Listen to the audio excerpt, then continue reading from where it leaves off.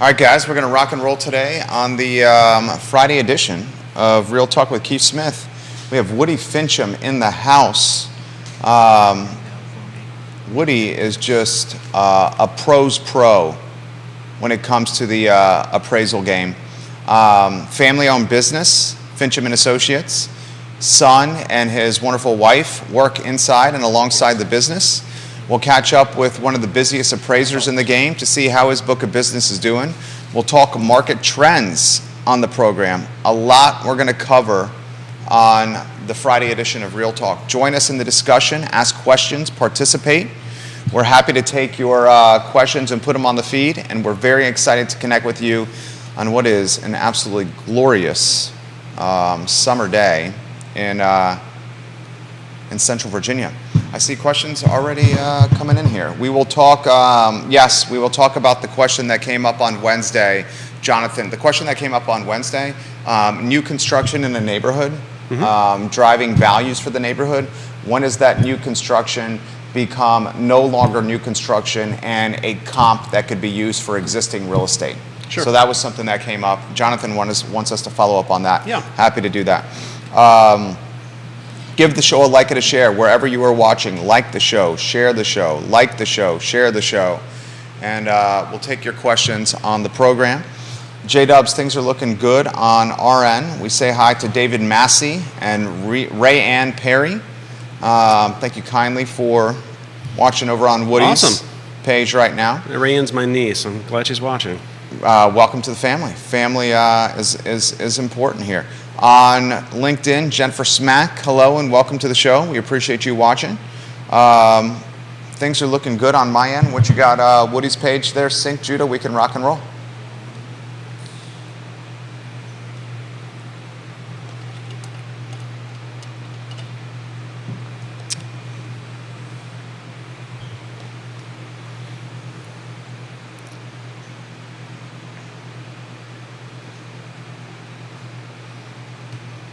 Right.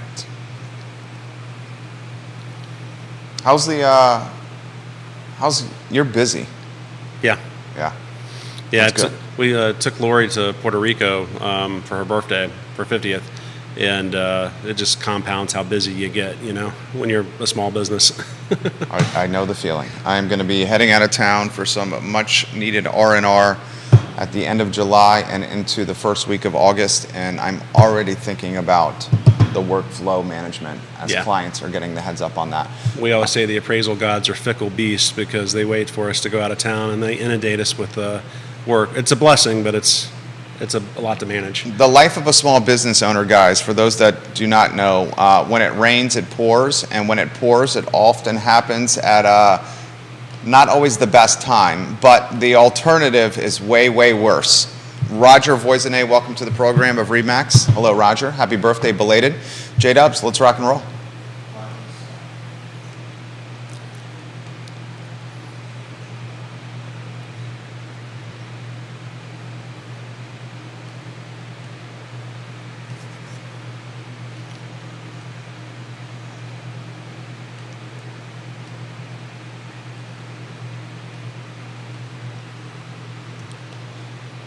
Good Friday morning, guys. My name is Jerry Miller, and this is Real Talk with Keith Smith. Thank you kindly for joining us live in downtown Charlottesville in the Macklin Building on the I Love Seville Network on a show presented by Keller Williams Alliance and just the trusted supply chain of real estate here in Central Virginia. Visit Real Talk with Keith Smith and pull down the Partners tab, and you will see the people you can count on to get you to the closing table, the home of your dreams, refinance your house, buy a second property. I know firsthand, I've worked alongside a lot of these personally and professionally. Today's program, Keith Smith is traveling to Seattle. He's going to move his daughter, his son-in-law, and his granddaughter to Richmond, Virginia, as they've purchased a home in the capital of the Commonwealth, and they make the trip from the left coast to the right coast. Keith will be back I believe a week from today or the following week, but we have some folks in the chair that are pros, and today's guest absolutely embodies that quality. Woody Fincham on the show. Judah will go studio camera in the two-shot, and we'll welcome Woody Fincham, the founder of Fincham and Associates. My friend, good Friday morning to you. Yeah, good morning to you. Thanks for having me on. It's an absolute pleasure. We'll start with a big picture question. From your standpoint, how is the market doing? It's going along splendidly. I was doing some metrics this morning to prep for the show, and just looking at each of the individual counties that are right around the Charlottesville and Albemarle area, and everything's just humming along splendidly. I mean, everything's appreciating. We're seeing at least single-digit increases almost monthly, particularly in Albemarle. Fluvanna is definitely picking up, and there's still a shortage of inventory, but that's not a bad thing. Inventory shortage, John Blair, hello, is something we've been talking about. We percolated and speculated and scuttlebutted on Wednesday's program with rates potentially dropping, and we've already seen rates drop a nice chunk since Wednesday to today. Wednesday morning, 7.25. CPI came in cool. 30-year fixed, I believe, is in the 6-8 window, depending on a lot of factors, good credit, payment history, et cetera, but we've already seen a nice little drop here. Yeah. This is the question I got for you. If rates continue to fall, how do you expect this to impact the market? It's just going to put more stress on the low inventory. I mean, if you're trying to get a home, your selection's very low, and you may not be getting into your dream home, but you'll be getting into something, but you're going to be very competitive, and you're going to have to offer, a good competitive offer to make it work. Do we think that the rates dropping will drive more inventory?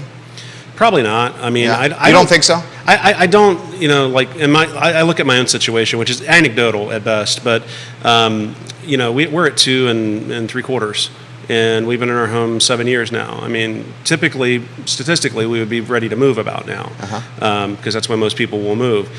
We're not going anywhere. Why would I sell a home to just put myself into a position where I'm, going to pay a whole lot more, number one, because I've got massive equity in the property. So, I think a lot of people are in that same boat.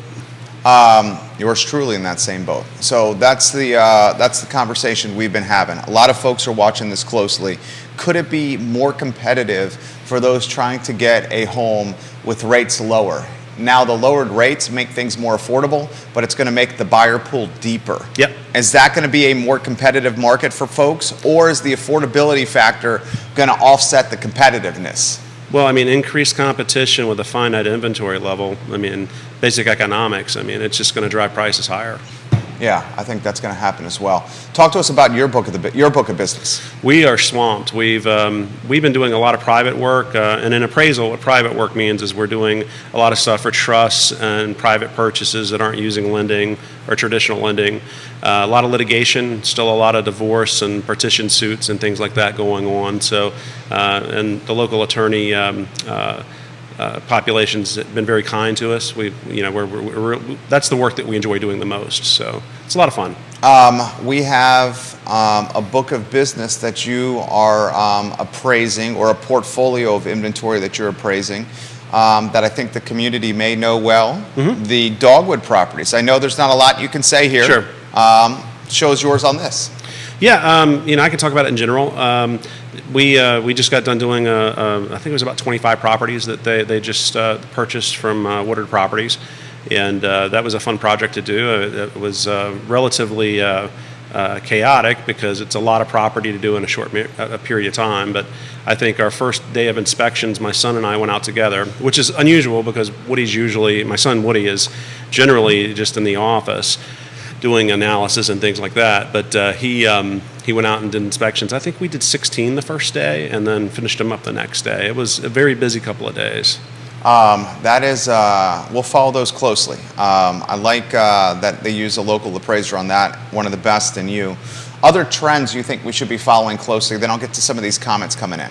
Well, I mean, really, things have been humming along almost, status quo for the last several months as far as, shortage of inventory goes. We're seeing Greene County is really coming along. I know there's a couple of subdivisions coming online there in the next year or two, potentially. And there's a lot of land for sale in Greene, up around the Route 29 area. Fluvanna, where I live, we're still kind of moving along. Colonial Place is coming along splendidly. I ride by that every day going to work, and they're already starting to dry all that in. So it's neat seeing that come online. How about Albemarle County? Albemarle is, like always, is the center of our universe here, basically, for the MSA, for the Metropolitan Statistical Area, or the region, I guess is the easier way to say it. But yeah, I mean, it's going along splendidly. I mean, I was running metrics this morning where we looked at the county as a whole, and that's considering the luxury property and the lower end property as well, and that's still appreciating at a good rate. When you go down to below 750,000 or lower and less than 5 acres, I mean that's even more competitive. There's a larger consumer base buying in that market, so it's definitely humming along nicely. The city of Charlottesville. It's just like Albemarle. I mean, we're really watching with a lot of interest what's going to happen with the zoning changes. I've got several properties that we've appraised recently where if that new zoning was into effect, it would really change the dynamics of how that property would probably transact. You're talking values. Oh, yeah. Okay. Give us, without talking specifics, a snapshot. Well, with them kind of sneaking in that commercial development that can happen, I think we're going to start seeing savvy investors and folks that want to get hold of property looking at leveraging that. I mean, there are definitely properties in the city that, are in great locations for something that would be non-residential. And once you get investors involved that want to use it for non-residential purposes, the value of the land will change. The delta on that will go up. It seems there's a lot of momentum and tailwinds with the investor model. You got rates dropping. Yep. We got this upzoning percolating. Mm-hmm. I was talking with someone who I believe is watching the program now that was following Planning Commission and following council and how they're going to potentially consider upzoning, or as Peter Krebs said, it's not just upzoning, it's also rezoning. Yes. And it seems like council, especially after the Democratic primary, is going to be all in on this upzoning and rezoning play. The investor over the next short period of time, as rates drop and as upzoning and rezoning become a reality, how do you see the investor playing in this market? Well, as long as investors are able to get cheap money or cheaper money, they're going to look at parking it into an investment that's going to give them a return. And what's a better return than a market that's transitioning the way this one possibly will be transitioning once that zoning change happens. Unfortunately, and I think anytime policies are pushed through, there's always unintended consequences that come with it. And looking at my crystal ball, I think what it's going to do is stress affordable housing. I don't think it's going to help it at all, because if you've got investors looking at leveraging the ability to do something with it non-residentially or getting denser residential for rental portfolios, you're looking at a situation where rents are just going to go up and values of homes are just going to go up. I 1,000% agree with everything you just said right there. We'll get to these comments here in a matter of moments. Do you think rents are on the rise? Are rents flat? Or rents going downward? Well, with that large portfolio we just did, we did a lot of rental analysis with that. Almost everything's driven by the income approach in those situations. And we're showing appreciation on all the rents across the board. Really? Yeah.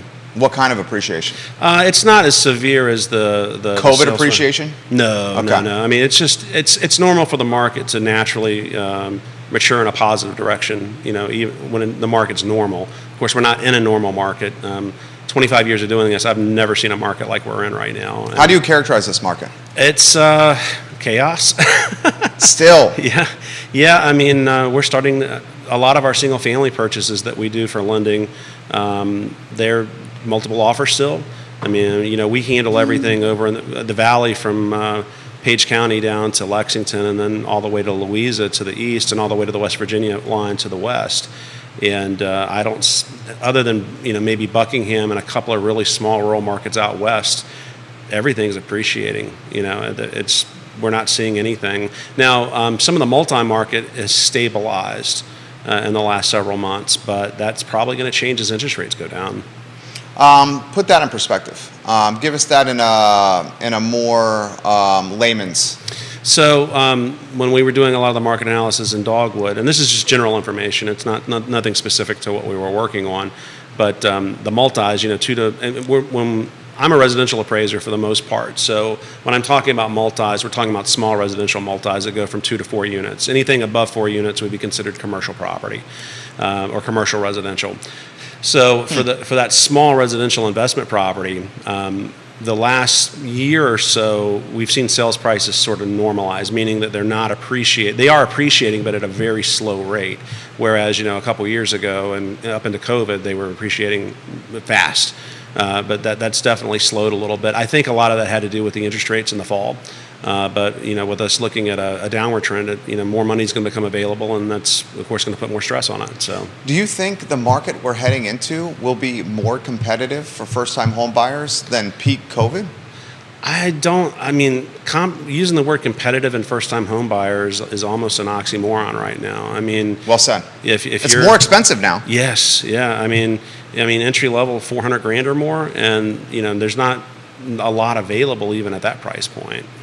It's bananas right now. All right, we'll get to comments here. Let's get to the one from Jonathan, and then I'll get to the other ones that are coming in on Twitter and on YouTube.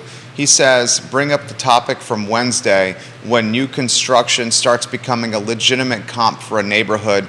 Basically, when does a new construction or a house that was just built get so long in the tooth that existing houses in the neighborhood can use that new construction as a comp? So the common sense answer from an appraiser perspective is that when does something become comparable to something else? Well, it's when the consumer group is looking at the properties as alternatives to one another. So, and I assume from your question that we're talking about spot building in existing neighborhoods? That's right. Infill? Okay. Yeah. So with infill construction, new construction typically is going to be its own market, even within an existing market. If you've got a home that's 70 years old, it doesn't really compete with a new construction home. The design of the properties are usually vastly different because building science has changed so much in the decades between the properties. And now, if it's a remodeled home, that's a different story, where they've done a gut, where all the mechanical and everything's been brought up to current code. They sometimes will compete with new construction, but we see a lot like. I can't think of the name of the street, but we just did a really big home that was built in an older neighborhood off of Ridge, and it's you're comparing it to other things around the city that are new being built in existing neighborhoods, and you're just not going to. The two things really don't compete. And you were asking before the show about when does something go from new construction to not new construction. Using Fannie Mae and Freddie Mac's rules on how they define it, it's anything that's less than a year. If it can be lived in up to a year, then after that it's considered existing, but before that it's considered new construction. So that's usually the filter that we'll use. Tom Reynolds asking how he can listen, and Charissa Kwan Oh, awesome. Has shared the link with Tom, and now they are listening to you right now. Sean Johnson, hello and welcome to the program. Tammy Wilt, welcome to the program. Remax and Nest, welcome to the program. Neil Williamson for Woody. This is the topic that everyone's talking about, so we should spend some more time on this. Sure. He says, while I respectfully disagree with Jerry and Woody regarding the impact of adding housing supply to the Charlottesville market, I am seeing very interesting statistics locally and nationally regarding increasing renter retention data. More housing everywhere for everyone, for Neil Williamson.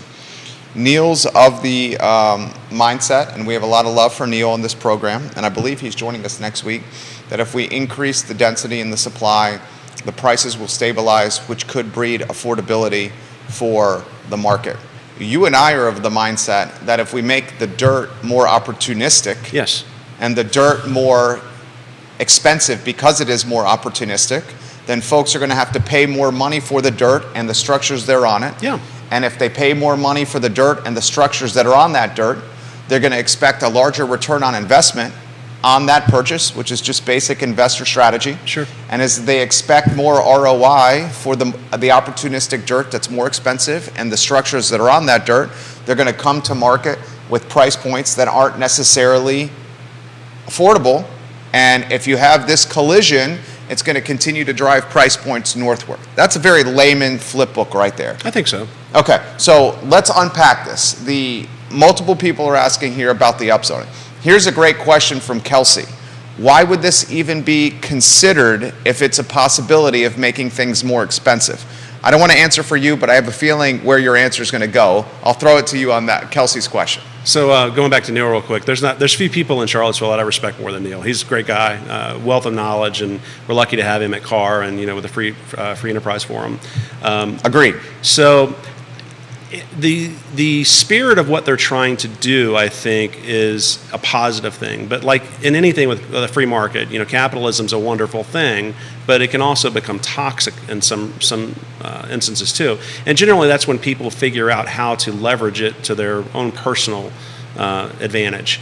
So, I mean, if they do it, if people are going to use the upzoning to offer more homes, and of course, they're going to try to get as competitive a rent as they can out of those properties.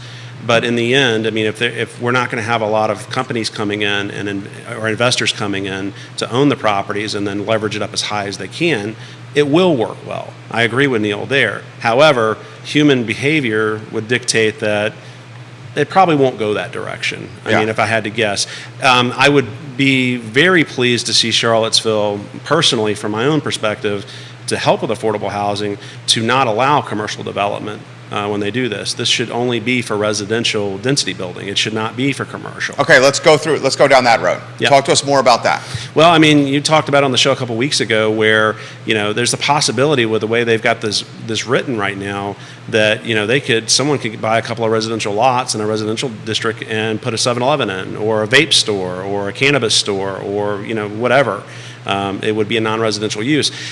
What happens in those situations is that oftentimes the properties adjacent to them will become not less valuable, but less desirable, in the sense that it's going to become renter occupied, not owner occupied. It's also going, if you put a petrol station or a gas station in the middle of a residential zone, no one wants to live next to that. And generally speaking, it's going to be lower rent property when you get into that. So it could actually cause blight in the neighborhood if you're not careful. I mean, that's being extreme. No, but I mean, we see that happen. Yeah, that's happened in Charlottesville.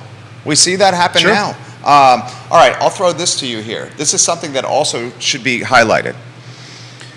If the dirt is opportunistic and the structures on the dirt are potentially upzoned for more density, we could be taking away housing in its current form that is more affordable and making it more expensive. So we could be doing the opposite of breeding affordability, because we're making investors, we're making the potential buy more attractive to investors, and those potential buys would have potentially been there for first-time home buyers or second-time move-up buyers.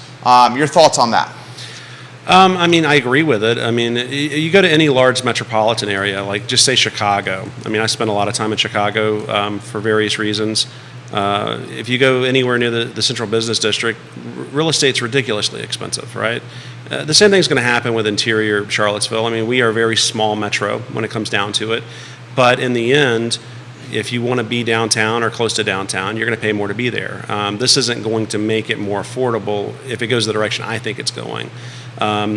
It would be nice to see Albemarle open up some more development zones. That would help more than anything else.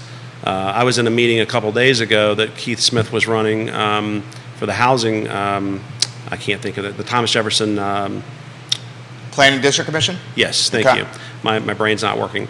And there were developers and stakeholders from all over the housing industry there, in the county as well. And they're trying to figure out how to solve the problem. And a lot of folks were suggesting, hey, let's get rid of a lot of the requirements, because it adds a lot of costs to what's going on, and let's get some more land open to development, even out in the rural areas maybe. Manufactured homes were brought up, because that is an affordable way to go. You can put in a whole lot more units at a manufactured home level than you can with traditional stick built. Jesse Rutherford, Nelson County Board of Supervisor, hello. Holly Foster, hello. Peter Krebs was on yesterday's show. The Piedmont Environmental Council, hello. James Watson, hello. Brent Lillard, the real estate investor and the CEO of GovSmart, hello. Jeremy Rowe, hello. Kevin Yancey, Jamie Turner, Lisa Costello, Dave Warwick, hello. Lauren and Keswick, Lonnie Murray, hello. Michael Plecker, Jason Howard, Kelly Lewis, Scott Q, Johnny Ornalis, Georgia Gilmer, Richard Fox, Dino, hello. Guys, if you have questions, put them in the feed. This is a great one from Grayson. How is this going to impact Albemarle County? What happens in Charlottesville with density and zoning? Will it have an influence? Albemarle's got an opportunity here to open up land if they can. You know, I don't know how much land Albemarle actually owns, but if they, you know, there was some discussion about a land bank possibly. That would be a good thing, I think, if it's handled correctly. I mean, Albemarle has got a lot of land. I mean, not the county itself, but I mean just Albemarle in general. Geographically, there's a lot of land there outside of the metro area. So I would hope that, you know, we would see some more developments coming online, but not developments that are, you know, only hardy plank and only, you know, require 2,500 square feet, you know, or larger.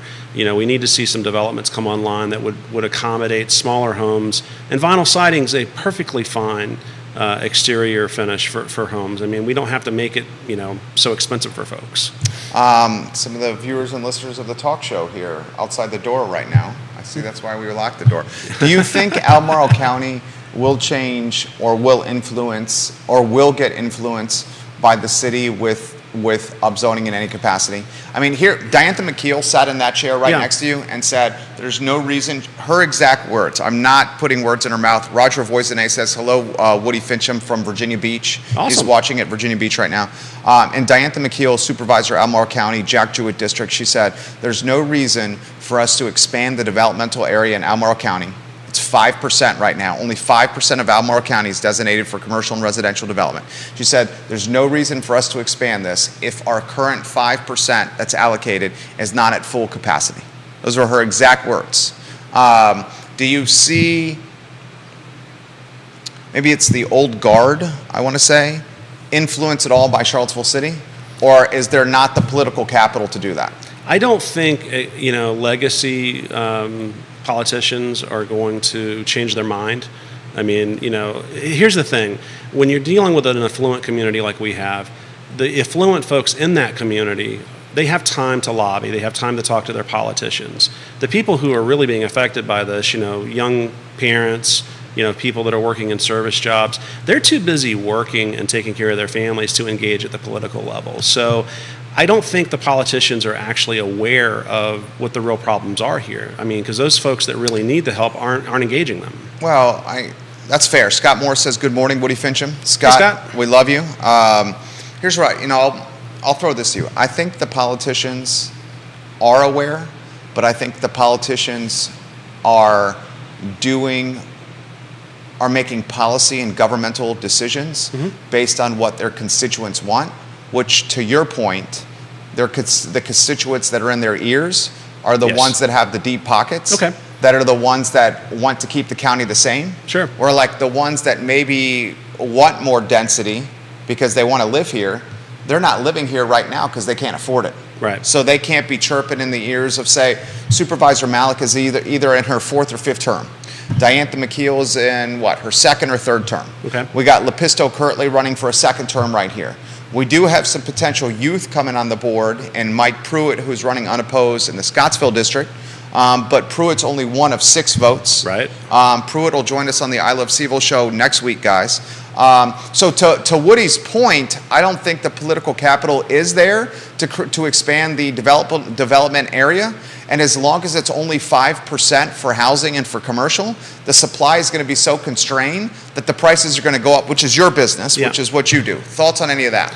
Well, I mean, we've got to have a change in philosophy locally if we're going to develop more.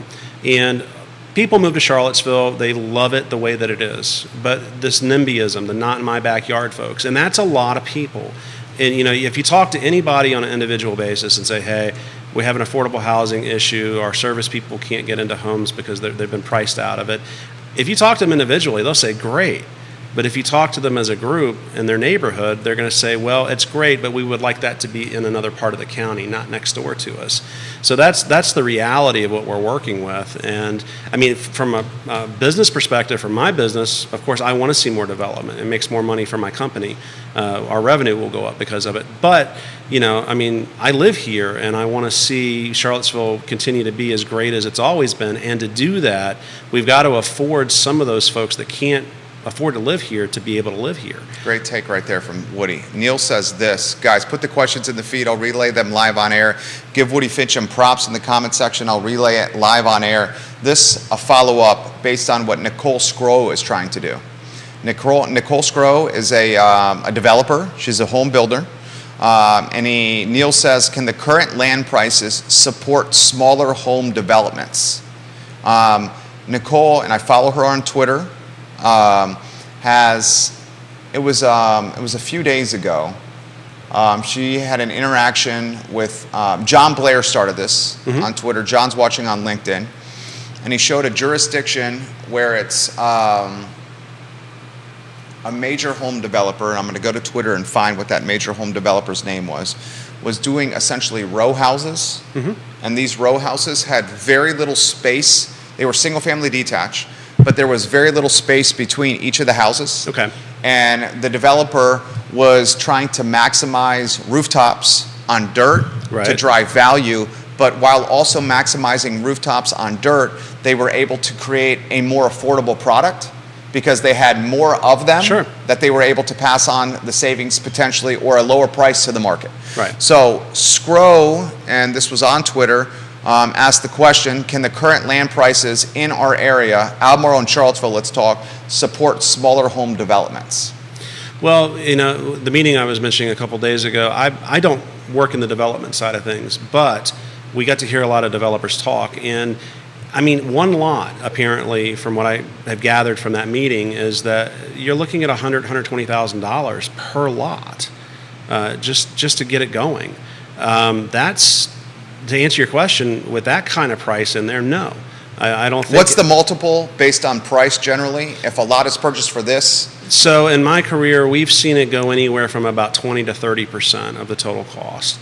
So, when I'm doing allocation studies and things like that to figure out what land would be worth in an improved neighborhood, that's generally where we're going to be, about 25%. So if a home, basic math, a lot is 100K, you're looking at something that's going to be, say, 300 to 500 minimum, and it's probably in this area closer to 5 with cost of goods, labor. Labor's extremely expensive in this area. Cost of goods are stabilizing a little bit, but they're certainly pricey, and the interest rate environment is costly. Is that a fair read? It is.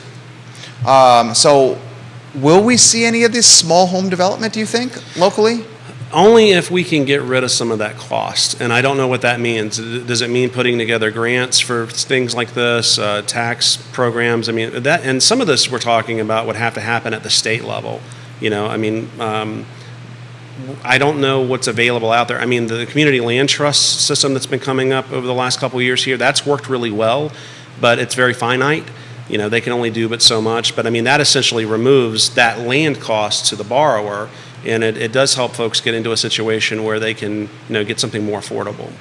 This has been put on the feed from Spencer. Do you expect the university to capitalize or to take advantage of the more density in the city of Charlottesville? And if the University of Virginia does do that, won't that just backfire on residents? That's a good question. Well, they've already acquired a lot of property around their new development over there for the conference center. And we did several of the private assignments when the foundation was coming in to buy up that property. So I mean, can I ask you about any of those, or you prefer not to talk about it? I mean, I can talk in general about it. Okay. So, but I mean, they have deep pockets, and they're willing to pay for what they need to do. I mean, they've got a vision for what they want to do, and will they take advantage of the upzoning? I don't know. I mean, I would hope that they don't put further stress on the market, but I mean, they're going to do what they need to do, again, because they have their vision for what they want to do. Neil, will you share the stat you shared, I think it was last week or earlier this week, on the university's goals when it comes to enrollment over the next handful of years? If memory serves correct, the university in totality, 3,000 to 4,000 additional students, their goal to enroll over what period of time? That's what I want to know. Neil, if you could share that period of time, that would be fantastic. It was a great comment. And then what I'll do is I'll save that on my file here with key data points. I want to say it was by 2045. So we're talking 20 years. I hope he shares it. But this is what I think. Per year? We're talking that many per year? No, just in total. Yeah, that's not much. I mean, that's a lot of bad. That would I mean, be sure, houses. it's more, but Yeah. I mean that's almost at an attrition rate over that period of time, though. Well, we'll see. Here's what I think is going to happen, and I'm just trying to read the tea leaves. And you've already touched on this. You got Ivy Road, which you know well. You got the Data Science School, the Hotel and Conference Center. You got the Kimpton Hotel over on Ivy Road that also has a conference center. Right. So in a 24-month period of time, we went from essentially no conference centers to having 2, right? Yeah. UVA is going to own 1. The Kimpton's going to have 1. Right. Data Science School is very close in the old Cavalier Inn Hotel spot Right. on Ivy Road. Great location. Great location, phenomenal location. We used to stay there when my dad went to UVA, I went to UVA, my brother went to UVA, and when they came to visit my brother and I at the University of Virginia, they stayed at the Cavalier Inn because they could walk everywhere. We already know that the biotech school, they've already said it's 2,000, 3,000 new jobs. They've on record said Right. coming here out of market jobs. And we also know that they're going to expand enrollment. So Yeah, those two things working together, that's a different story. Those Go, jobs, okay. Yeah. those households that are going to come online that will need to come online for those new jobs, definitely going to add more stress to the market. I put something along the lines of this on Twitter, and the UVA School of Data Science retweeted my tweet, essentially verifying what I said. And what I said on Twitter was the school was going to strengthen the economy. The school was going to create an ecosystem around data science where new businesses that are not currently in this market will open up to poach the talent that's coming through the school, creating essentially this economic ecosystem around a space, or Judah, if you can handle that, please, right there, around a space of study or education Right. that is hugely popular right now. Thoughts on any and all of this? Number one, the data science school, I think, is a great direction for the university to go. I mean, I work in data science with what I do, and if I were a younger person, I would definitely be looking at my master's there. But I don't know. I mean, and I'm going to offer an anecdotal personal opinion on it. I mean, people who get into that business don't need to be geographically located where it is, right? I mean, most of our tech folks are working remotely now. I mean, that's a post-COVID reality. So I don't know. Is it really going to bring that many companies in? I don't know. But I'm just looking at that with a little bit of skepticism from that perspective. But I mean, with the new jobs and everything else and all the services that'll have to come up to go along with it, I mean, it's obviously going to increase the amount of population that we have here. I mean, there's no question there. Here's the stat. Mayor Snook offered this stat. He said the University of Virginia would grow by 1% annually. 1% annually. Okay. That would mean 4,000 new residents in 20 years. This came up at a zoning work session between City Council and Planning Commission. That's a quote from the mayor. Okay. 1% annually, 4,000 new residents over the 20-year period of time. That's what? Now we're talking long-term residents, not student residents. Right. Okay. Yeah. Long-term residents, not student residents. Your thoughts on that stat? I mean, again, what I don't understand is why are we not looking at going vertical? Air development rights should become a thing here. They really aren't, because we want to keep this bucolic, Jeffersonian, small town look. I think we're starting to see a need to start going vertically. I mean, our downtown really does need to go up. I mean, why are we not looking in that direction? I mean, because we're obviously not doing very well expanding on the horizontal level. So let's look at the vertical. Well, is there the political capital to do that's the question? That's going to have to change. Do you think it's, Kevin, I'll get to your comment here in a matter of moments. Do you think vertical is a realistic reality? I mean, in the current the temperament that we have here now, no. I mean, I think it's silly that we're not looking more at it. I don't know. Charlottesville can't look the same in 40 years that it looks right now. I mean, if we continue to try to develop in the horizontal level, we're just going to create suburban sprawl. We do need more density around the core of our region, and that is Charlottesville. So, I mean, why we're not looking at it or not willing to go in that direction, I'll never understand. Kevin, in Waynesboro, Charlottesville decided in the 70s and 80s that shopping centers and restaurants were more important than large employers During that time, there were four to five large employers in Charlottesville. Now there are what, 2 or 3? Let's think the large employers in Charlottesville. You got obviously the University of Virginia. Well, you've got your hospitals. Centera and the University Hospital are major employers. CFA. No, yeah, CFA definitely. We lost State Farm. State Farm. Engic, of course. Yeah. Let's see. I was just looking at all this literally 2 days ago, and I don't remember. University of Virginia, Centera, Martha Jefferson, obviously Charlottesville City and Albemarle County. Right. The CFA Institute, Northrop Grumman. Yes. Crutchfield's a fairly large employer. Sure. Kroger and Harris Teeter, just because they have multiple locations, a fairly large employer right there. I guess you could say any of the grocery stores. Right. Aramark has got a fair amount of employees. Right. And they do the dining, run the food halls for UVA. Right. But really not a ton. No. And I would imagine the large employers don't need to be necessarily based in a high cost of living area like this because people can work remotely and hybridly. Roger says Apex and Willow Tree should be on that list. Yeah, they should. Yeah. He's on Virginia Beach. So we do have the employer traction there. The question is, why would a large employer set up shop in a high cost of living area like this when their employees may not be able to afford to live here? Well, I mean, I could see an executive management level professionals coming here. I think, we've seen that with some of the smaller tech companies that are coming in or that have come in. They're making salaries that they can afford to live in the area. But yeah, your normal, Joe Smith worker is not going to be able to come into an area like this unless they're going to go out to a very rural sector of the market. From Jennifer here, she says, why not more condos or apartments in this area? We've come here from Northern Virginia, and townhomes and condos were everywhere. Why don't we see them in Charlottesville and Albemarle? It's a good question. There's just not a political appetite for it right now. You think that would change? I don't think. You think it will? Evolution's going to happen. I mean, change is inevitable, but timing of the change is that's the $1 million question, right? I mean, when's it actually going to happen? Right. Absolutely. Guys, comments I'm going to get to here in a matter of moments. This is a very good one.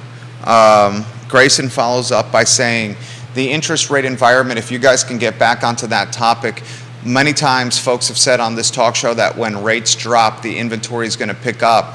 Now it seems the tune has changed a little bit. Please take a deep dive on rates. Well, inventory might actually increase to some degree. However, if you've got more buyers coming in than inventory to support it, then you still remain in a negative position, right? I mean, it's just a net negative, which just drives competition, and competition means higher prices. So, I mean, we probably will see some more inventory coming on, but will it keep up with the pace of, the amount of consumers coming into the market that will buy? And I think the answer is no.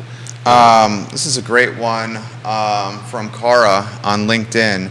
She says, remote workforce needs to be supported by housing with fiber internet and stable and supported small businesses, small and medium-sized businesses that provide a variety of things to do and places to eat. That's a damn good comment. Yeah. I'll read that one again, and then you unpack this for the viewers and listeners.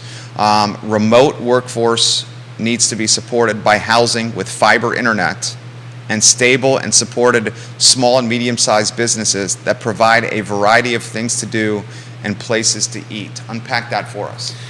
Well, I mean, once you get out into the less urban areas and less suburban areas in the county, I mean, the internet's not great.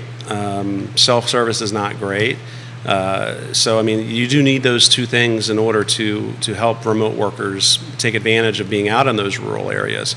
I mean, Nelson County is an example. That high-speed trunk they put through the valley really helped them. I mean, when COVID came on strong, I mean, it's proof in the pudding. You've got a lot of folks that are living in Wintergreen, and the Wintergreen. What's the name of the subdivision down on the valley floor? Stony Point, Stony Creek. Yeah, Stony Creek. I mean, you're seeing a lot of full-time residents there, where those were mostly second homes or vacation homes for a lot of folks. Particularly in Wintergreen, but we do a tremendous amount of work up there. And we're seeing a lot of folks now that are living there permanently because they've got the internet to support them. And stuff like that around the more rural areas and less populated areas would be great. I mean, like in Fluvanna, we were able to get a part of the Firefly thing that was coming out there with the electric co-op. And that's worked out really well for a lot of folks. So. I will put in a plug, and I think she's going to like this, for Ting Fiber Internet. That's what our building is running on here, and this network is running on. And since we made the transition from Comcast to Ting, the network's been stronger than ever, and our 24 tenants in this building have been more happy than ever. I also was showing one of our office spaces yesterday to residents in Nelson County that were building a custom home in Nelson County. They bought the dirt. They're literally building the house now. And they said if it wasn't, and I'm drawing a blank on the internet provider, if it wasn't for this specific fiber provider and internet, they would not have purchased this dirt or chosen to build their forever house there. Right. Any viewer and listener, Jesse Rutherford, can you help me on that? The provider of internet that is coming to Nelson. I should know that. I literally had this conversation yesterday. Firefly? One of the viewers and listeners will help us here. Do you think that this community is becoming so expensive that the small and medium-sized business is struggling to have sustainability and long-term success here? And if so, what is the fallout of that? Well, I mean, Charlottesville is full of entrepreneurs. There's a lot of small business, medium-sized business here. You know, my company being one of the small businesses. It's for us. I mean, we live in Fluvanna. You know, we don't pay a business license fee. There's a lot of advantages to being out in the rural area like that. You have no business license fee there? No. Get out. No. That's awesome. I honestly think they should actually go with it so we can get some more resources for the kids out there. Well, okay, so I'm learning something here. Yeah. Personally, what's the business taxes in Fluvanna? There aren't any. There's zero business tax? No, I don't pay any business taxes to Fluvanna. Oh my God. Now, I'm sure they get some sales tax, but they don't get hammered in the city of Charlottesville. Yeah, it's expensive. Yeah. Now 90% plus of the jurisdiction is funded by residential taxes, rooftop taxes, Yeah. right? So they're making it up in some ways there. Get out. So what would prevent, and I'm just talking out loud here, you just literally flabbergasted me. What would prevent somebody from setting up shop in Fluvanna and doing business all over Central Virginia digitally through the internet or an ISP? Nothing. That's what you guys are doing? Yeah. Oh my God. I mean, we're still on Comcast, which we hate, by the way. We are switching to Firefly, but you know, when I'm uploading, some of our files get 30, 40, 50 meg, and when you're uploading on the speeds that Comcast takes will do, forever. It's horrible. Yeah. Jason Howard on Rio Road, you've talked about the labor issues in Charlottesville and the switch to kiosks and other forms of automation. Are you seeing more of your clients using these kinds of solutions instead of the labor they can't find? I am seeing more of our clients using automation. The small and medium-sized business, however, doesn't have the financial resources to do it. So as businesses head to automation and kiosks, it really gives a leg up to those brands that are well capitalized and or publicly traded and or chains or corporations. Do you want to unpack that at all? I mean, we are inundated daily with the new AI technology that's coming out to assist small business, and also with virtual workers. And of course, we don't use any of that. I mean, now I don't have an actual office where all my people work. Everybody's remote, so I guess it's virtual in that respect. But you know, we get marketed to all the time, and the problem with it is that it is expensive. You know, as a small business owner, I can't justify the expense for some of that. So we're keeping everything with, you know, our normal workforce that we would normally use. Of course, we're not very large. I mean, there's 10 of us total. So I mean, I'm literally, while hosting this talk show, thinking about building an 800 square foot or renting an 800 square foot office or studio and just doing the I Live Seville show from Fluvanna. And that would legitimately save us tens of thousands of dollars in taxes. Like, well, do the Mark Maron podcast thing. You know, he does it out of his garage. Yeah, that legitimately would save me off the rip tens of thousands of dollars. Bill McChesney, mayor of McIntyre, Jesse James had a gun. The city of Charlottesville has taxes and fees. This is a very, very good question from Thomas. How has ChatGPT influenced Woody's business or could influence Woody's business? We've been watching that with a lot of interest. A lot of my colleagues that are appraisers tend to be, a lot of us tend to be kind of on the techie side. We're all nerds. And some of the folks that have really gotten into ChatGPT have actually been feeding market analysis information into it and things like that. It actually writes a rather cogent amount of narrative. Now, it uses old data. I mean, some of the data is a couple years old, and I think that's where ChatGPT kind of stops. But if it was using current data, I mean, I would say that in a lot of cases, the technology is outwriting some of my colleagues. Comments are coming in very, very quickly here. Firefly and Lumos and Shentel and Ting all providing that internet. Kara, thank you very much for that on Nice. LinkedIn. Folks are asking more of the ChatGPT piece. Can ChatGPT become, I don't think it can become the appraiser. No. Yeah. It's a tool. So technology like that works really well when you've got a human being interacting with it. A human being by themselves works great, but they're not the most efficient thing. AI, artificial intelligence, works really well in how it works. When you put the two together, it's like if you remember Steve Jobs talking about the slowest thing in the world is a person walking, but you put them on a bicycle, they're the most efficient thing moving ever. That's really what AI should be. It's a bicycle to the worker, or to the appraiser. So I think between the two things, I think we're going to end up with a what's the word I'm looking for? I mean, the symbiotic relationship between the two, I think, will be greater. What is it? The sum of the parts is greater than the old saying. Sorry, my brain's just. But I mean, it's a great tool, and technology in the hands of a well-trained analyst or appraiser, I think it's a positive thing. But one by itself, I don't think AI is going to replace us. This question has been a follow-up from Jennifer. She says, which part of the real estate supply chain is most susceptible to being beat by ChatGPT? By beat, I think she means replaced or cannibalized. When you get into homogeneous neighborhoods, like when you're in Forest Lakes or you're in some parts of Lake Monticello and places like that where you've got everything's the same. Of course, Lake Monticello, everything's not the same, but at Forest Lakes, you've got a lot of very similar stuff.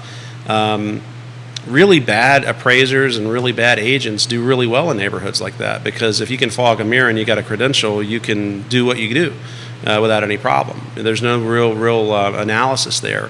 I think where it's going to break down is where you get out into markets where you actually have to do in-depth analysis and understand what you're doing.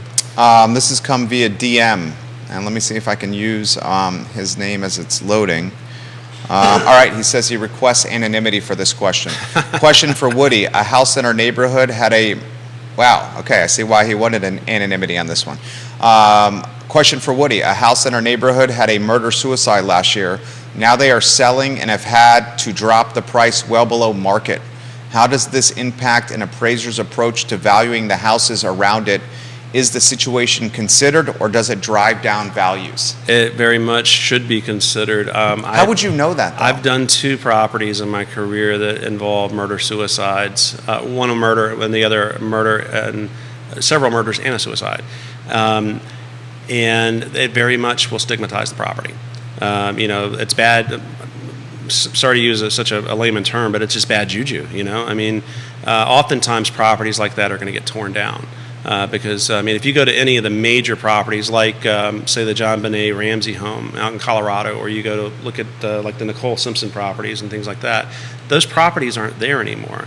They readdress them and they rebuild them because people just don't want to live in them. Now, there are some notable exceptions. Like I think Trent Reznor from Nine Inch Nails famously lived in a murder home and liked it, but that's sort of an odd taste. How does the appraiser? Would the appraiser know about the murder or suicide just from following the news? And what happens if the appraiser does not know about the murder suicide and just sees the sales price? Well, it could be a problem. One of the most important tools that I have at my disposal is called Google. And when I get an assignment, I'm going to put the address in and look and see. There you go. And, those are things you need to know. Do all appraisers do that? No. I mean, So you would basically be like, I see a red flag here. Why did this house in this Tony neighborhood, or why did this house, when the comps in this neighborhood would suggest it should not sell at this price, this deep of a discount, and then that your professional would raise red flags and get you to do more research into potentially what happened. You type in the address, and then perhaps the news you see in the news cycle there. Right. What happens if it's not in the news cycle? Well, I mean, I've never seen a situation where it's not. I mean, that's usually a very notable thing for any community. I mean, it's possible, I guess, that it's going to skate under the radar. And if it's skating under the radar, then the market's not going to be aware of it. So this is more follow-up from the gentleman who wants anonymity. It should be worth $630, but they have had to drop it down to $565. It keeps falling in and out of contract as well, and it was not really in the news cycle. Right. So someone's finding out about it, though. That's why that cycle's happening. Okay, how about this? So this is the brander coming out of me and the advertiser coming out of me. Yeah. And this is an idea for the gentleman who's requesting anonymity here. Should the residents in the neighborhood pool their resources and create a branding mechanism, a website, tied to the address of that house that depicts what happened in this location and why the price point is what it is? Oh, that's a big question. I mean, honestly, I don't know. Generally speaking, I've never seen that happen. So to say what they should or shouldn't do, or because I would imagine the neighborhood is nervous. Sure. Seeing the home trade for so low. But here's the thing, though. Okay. That's going to be what we call a duress, a sale under duress. Okay. So there's market forces at play there that are economically making that an inviable comp. So yes, when you are having another appraiser come out to appraise your property, and that property that we're talking about is in the neighborhood, I would probably be the first conversation I'm having with that appraiser. Because unfortunately with residential, we'll have the appraisal management companies and the lenders that they want to get the cheapest appraiser they can. And oftentimes what that means is they're going to hire someone from 2 hours away to come in and do it for half the cost of what, say, a firm like mine would do it for. I'm local. I know what's going on. Real estate's very local. And when you bring in people from outside the market to do it, they may not be aware of that situation. So that's a conversation that those residents should be having with their agents and with their appraisers as they're coming in to work for them. Because, again, if you're going with the cheapest, you're probably not going with the most informed people. So this has opened up a Pandora's box of comments Sure. here. I had never even thought about this, dude. This is why I loved sitting across from you. I literally got blown away is the wrong terminology here because of what we're talking about here. I literally had my mind taken aback by the Fluvanna County tax topic on businesses, literally. So the businessman in me is thinking about that. Now this topic I hadn't even really thought of either. So the comments are clearly resonating with the viewers and listeners because I don't think they've even thought about this either. So this one's coming, what's the difference between a natural death or a murder-suicide when it comes to valuing homes? I would imagine a huge difference. Yeah, I mean, there's a lot of, again, bad juju, going back to that term. I mean, people can be very, superstitious, and violent deaths are something that our society, unfortunately, we experience it, but we get enamored with it too. I mean, it creates all kind of situations around it. So, look at just Netflix or any of that. I mean, how much true crime documentaries out there? My wife loves it. Yeah, my wife does too. Yeah. She'll go down a rabbit hole for days watching that stuff. Yeah. But in the end, we're infatuated with it. So with it comes, there are people that are going to say, hey, I'm superstitious for whatever reason. I'm not going to live in a home where a violent death has occurred, versus a natural death where, we all die. That's just the reality of the situation. So, and if you're lucky, you get to die at home, in your own bed, and you're not in a hospital, and it's not a violent thing. So, I think that's just a natural thing. I don't believe Virginia requires disclosure of natural death. I'm not sure about the violent stuff, though. That's a question that just got put on the feed. Yeah. Would that be in the disclosure and the listing? I mean, if I were handling the listing as an agent, and again, I'm not an agent, so I'm just But you do have a real estate license? no. No? I have Okay. an appraiser's license. Appraiser's license, Yeah, okay. I tried to be an agent for about a year and Yeah. didn't like it. Okay. I like data a bit more than I like holding hands. But mass respect to the people who do it. But I'm not quite sure if they have to or don't have to. I know in certain states it is a requirement, but if I were handling a listing, I would want to be upfront about it. Being transparent is the best way to do business. This is a great comment that's come in, and before we do, we'll highlight some of the viewers and listeners that are watching. Paul Charon, awesome. Hey, Paul. watching in Massachusetts. I believe he's an appraiser as well. Yep. Folks in Northern Virginia, Richmond, Short Pump, and Southwestern Virginia on the feed. This is a good question. Which comps are removed from the appraisal algorithm if they check in way lower than the rest of the neighborhood? Or is that comp not removed from what Woody does? And that's from Sloan, who is watching in Short Pump.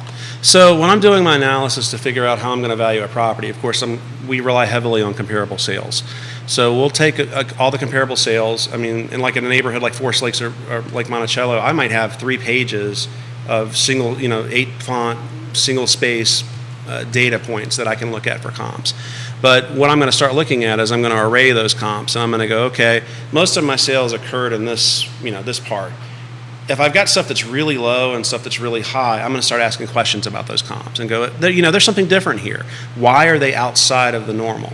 And if they're outside of the normal and there's a good reason for it, if it's really low, there could be lots of things going on. It could be a court-ordered sale for a divorce. It could be a situation where someone was getting ready to go into foreclosure and they sold low. Or, there's all kinds of reasons why the participants in the transaction are not acting in their best interest or not able to act in their best interest by getting the highest price that they can. So those things should be excluded in analysis when you're in a market like we are, because they're not normal sales. Lori watching. Love when Awesome. Mrs. Fincham watches. She goes, aren't there some laws about disclosing certain things to potential buyers? We touched on that a little bit. Yeah. That would be a question for a realtor. Yeah, I wish Keith was here. He could tell us. Yeah. I believe there is, but I'm not sure. Okay. This is a follow-up from her, from Sloan and Short Pump. She says, with the comps that check in extremely low, it sounds like they could be discounted in the potential appraisal. How could this influence, however, the sale of other homes in the neighborhood moving forward? That's more of a question for a realtor there. Well, you go back to Keith's trusted advisor stuff. You want to work with professionals that understand how that works. And most good agents and brokers, they just like appraisers. They're going to go in and look at the data and go, and they're going to ask questions. Why are these sales a thumb on a hand compared to everything else in the neighborhood? And if they're legitimate sales, that could indicate that the market's transitioning to a different direction. And we will see that once the market does become, when there's more inventory on the market and we return to our normal, sales like that will occur where people aren't using an agent, so they're not paying a commission, so they may discount their sale because of it. They may be in a financial situation where they don't have to get the absolute most. That starts occurring more often. That becomes the flavor of the market. Linford Berry, the director of the Virginia Auctioneers Association. Oh, yeah, awesome auctioneer. Is giving Woody Fincham some serious props. Paul in Massachusetts says, you're crushing this right now, Woody. Thanks, Paul. This is a good question. Can Woody walk us through the steps he does with working with trusts and or the kids that have inherited property from their parents who have passed away?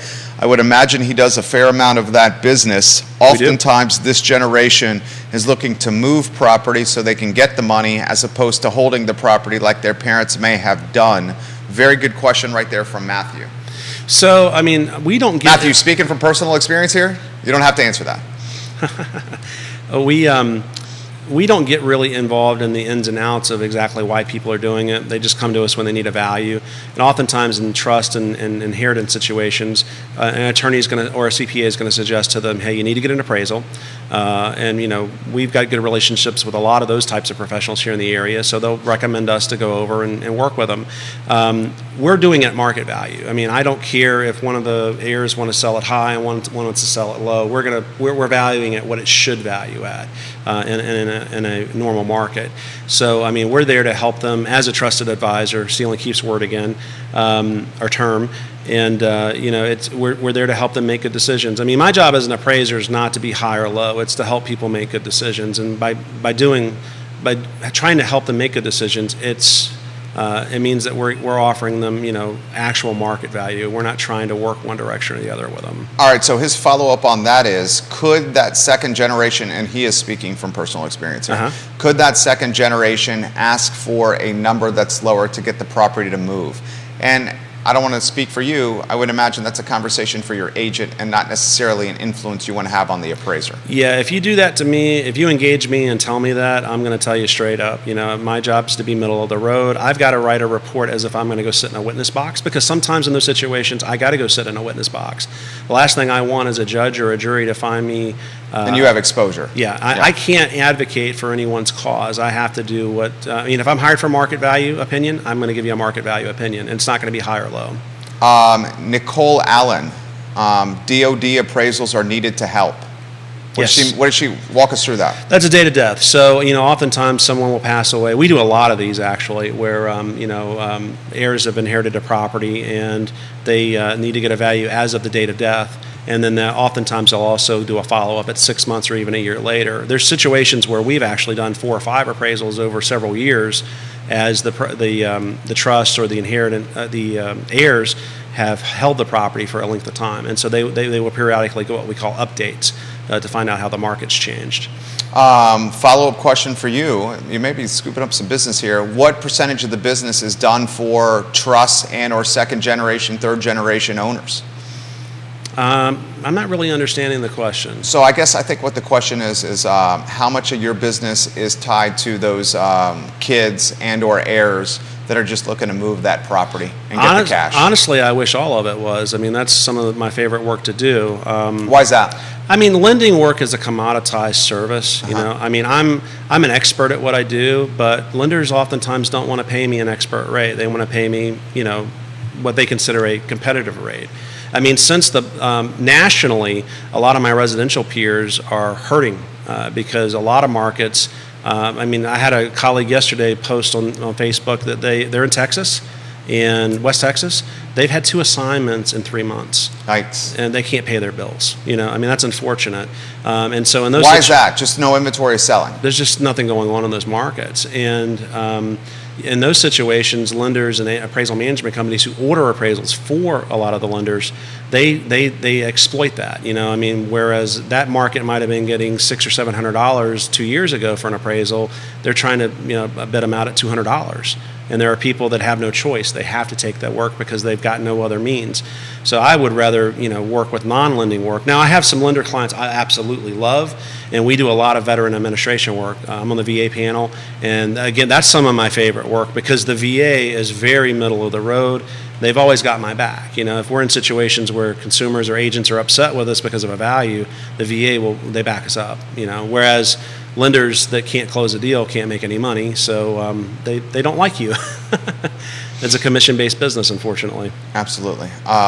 This guy is a breath of fresh air. The business seems like it's humming right now. I have a client that's in the inspection game, not so much, and I'm seeing some of the inspectors having to shift their model to the inspection for informational purposes only, and or they're just charging a nominal flat fee to walk the property with the agent and the potential buyer, and then giving literally feedback on what they see verbally without providing a report as well.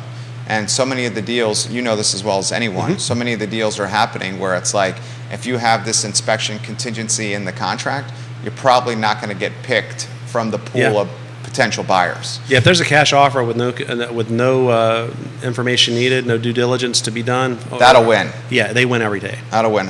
This question's come in. Can you give us some insight into what you just said, cash offers and the percentage of cash offers versus peak COVID with cash offers? There's still a lot of cash in the market, particularly when you get into the luxury property level. But sometimes it's not actual cash coming out of their bank account. They're cashing out, investments and things like that, or they're borrowing out of their 401k or whatever. So we're still seeing a lot of that. I've been amazed at how much cash we actually see transacting in the market. A lot of refinances we've done over the last couple of years during COVID and after were folks that were immediately refinancing a purchase where they used an investment instrument, they cashed out, and they've got like 90 days or 6 months they have to put the money back. And so they immediately will refinance the property afterwards and do that. So cash is still king. I mean, it always will be. David Harmon in Shaker Heights, Ohio, is giving you props. Thanks, David. And saying you're doing a hell of a job here. Dude, the show with you is easy. We're at the 11:30 marker here. Give some thoughts to the viewers and listeners on things we haven't covered that should be out there. Oh, gosh. We've covered a lot. Yeah, we've covered a lot of ground today. That's the cool thing about doing the show is I have some questions, and then we just follow the lead of the feed. Yeah. I mean, your viewers are great. They're all very curious people, which I love. I mean, again, we're just coming along splendidly in Charlottesville. So, I mean, even if you're doing, we're doing a lot of, going back to the cash question, we probably every month do 4 or 5, half a dozen appraisals for people who are buying cash because they want the due diligence. But it's not going to affect how they negotiate. They just want to know what their position is going into the property, and particularly if they're paying more than list price, which is still happening. There's... I'm sorry, Jerry, I just don't know what else to tell you that we should talk about. How about how we can reach you? We're available. There's only 2 appraisers that I know of that are named Woody, myself and my son, and we work for the same company. So finding us online is pretty easy. You can reach me at my email, which is wfincham@cvillevalue.com. We're all over social media, so you can find us there via Twitter, via LinkedIn, wherever. We're always happy to answer questions, even if it's something that we're not going to be working on with you for a fee. If you've got a general question or something like that, I'm always happy, particularly for our real estate agents and brokers out there. I love helping you guys do what you do, and there's no such thing as a stupid question. We're always happy to help you with that stuff. Woody Fincham, guys. The man is a wealth of knowledge. Fincham & Associates. Judah Wickower, the director. Thank you, Woody, for joining us. Thanks for having me. It's absolutely our pleasure. Check the Partners tab on realtalkwithkeithsmith.com, and you'll see a vetted list of people you can count on to help you buy a house. Keith's been in the business for 38 years, and these are the folks that he suggests and recommend that you use. The I Love Seville show is up in 1 hour, and we're going to have an interview that I think is going to be pretty monumental. We will chat with a former Segura Home employee that's going to offer some perspective of their time in the business and what you guys should know that is going on. So we'll hear from someone that worked for the company. We'll also have a number of other news items that I don't think you guys know about, not tied to the company, but tied to Charlottesville, Albemarle, and Central Virginia. This is a network where we're just trying to be the water cooler of information. We crowdsource content and welcome questions and perspective.